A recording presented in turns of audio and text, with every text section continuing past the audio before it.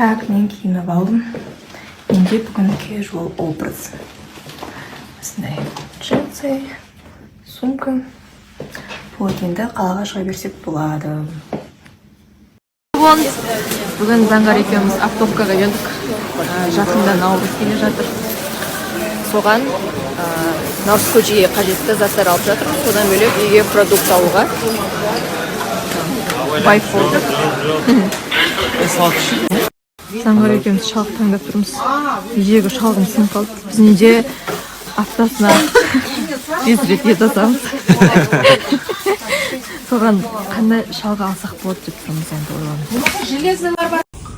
Ұйықтап қалмай. Сөйтіп бұл түнде ауырып жүрген мен туған бір нәрсе болып қалдым ма деп үйде жалғызбыз ғой. Төсектен тұра салып төсектің астын іздеп жатырмын, құлап қалдым ма деп бір нәрсе болып қалды ма деп. Сөйтсем жер сілкінді.